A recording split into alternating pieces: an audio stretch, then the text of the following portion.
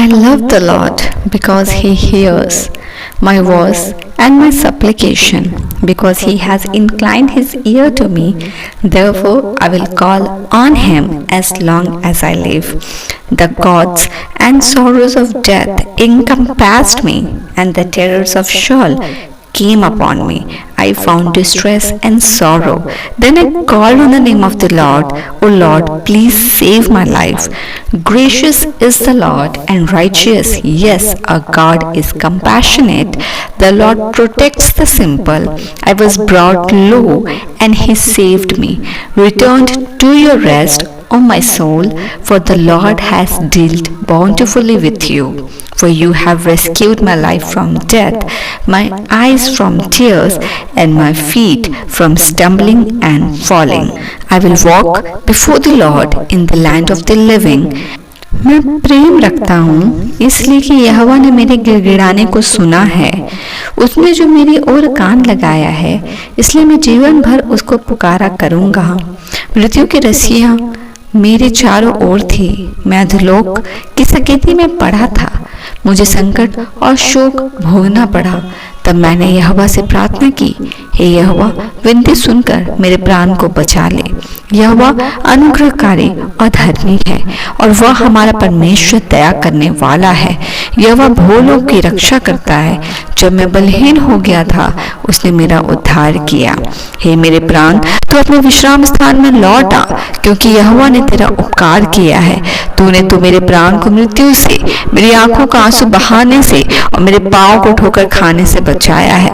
मैं जीवित रहते हुए अपने यहोवा के सामने जानकर नित चलता रहूंगा। हे परमेश्वर, हम आज के इस दिन के लिए तेरा धन्यवाद देते हैं।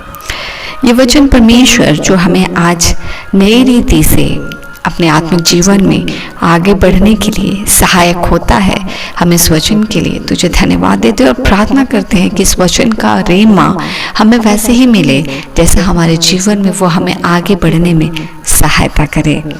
वचन कहता है, तब मैंने यहोवा से प्रार्थना की, हे यहोवा, विनती सुनकर मेरे प्राण को बचा ले। यहोवा अनुग्रहकारी और धर्मी है, और हमारा परमेश्वर दया करने वाला है। यहोवा भोलों की रक्षा करता है। जब मैं बलहीन हो गया था, उसने मेरा उद्धार किया।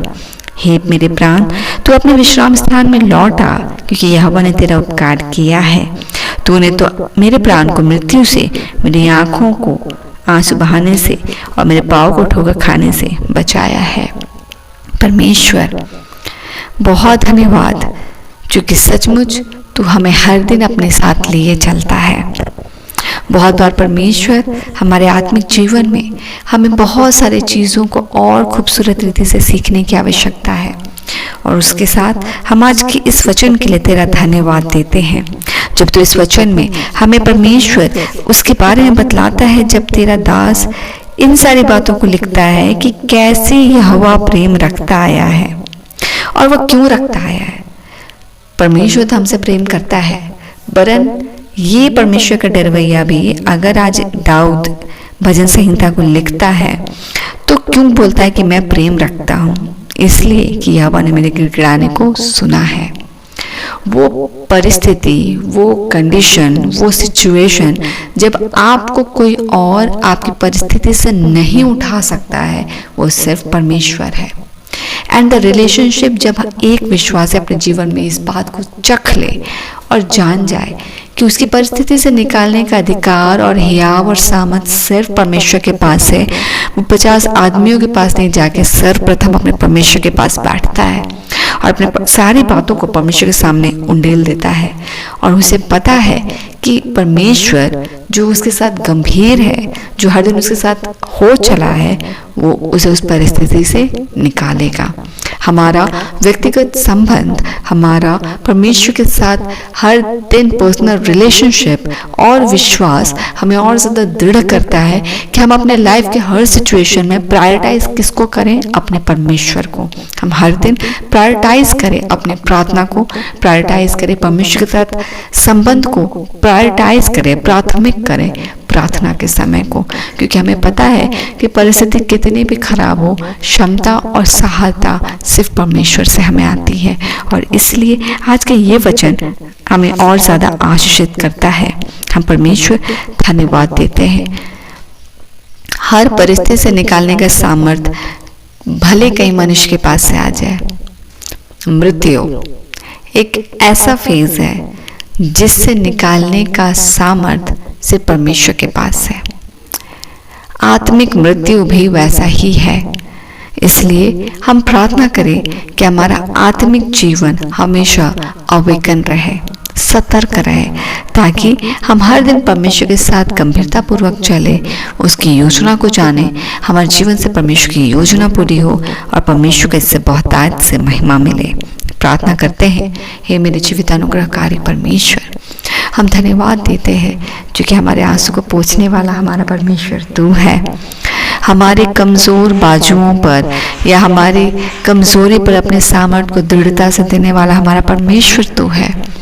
जिस रीति से परमेश्वर तपती धूप में छांव राहत देती है, लाइफ के हर टफ सिचुएशन में तेरा हमारे साथ होना वही परमेश्वर रिलीफ है। वही वो परमेश्वर तेरा हमारे साथ होना जैसे राहत है कि परिस्थिति कैसी भी हो, हमारा शरण स्थान, हमारी ढाल, हमारी चट्टान जिसके ऊपर आज परमेश्वर हमें संभाल कर रखता है, हम सुरक्षित हैं।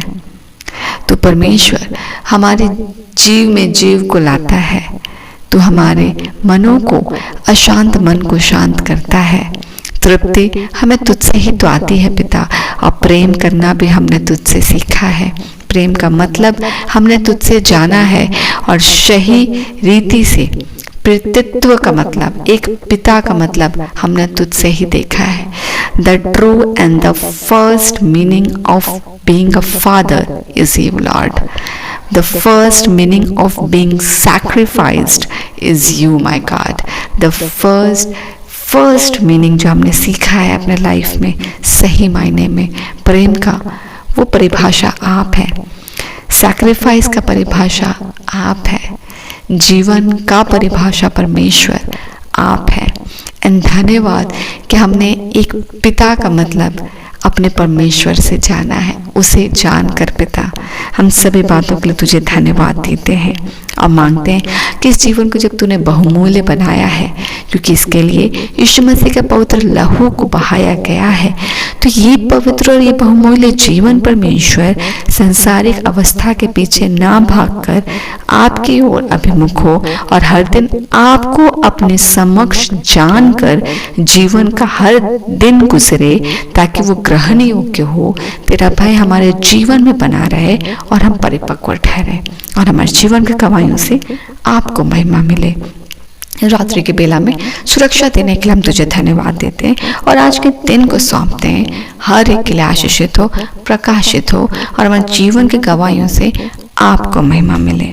धन्यवाद का भेंट अर्पित करते हुए हम आज के दिन को सौंपते हैं। स्तुति प्रशंसा का भेंट चढ़ाते उन सभी प्रार्थनाओं को मांगते हैं। अनुग्रह सुनिए, स्वर्ग राज्य में ग्रहण कीजिए यीशु के नाम से, आमीन।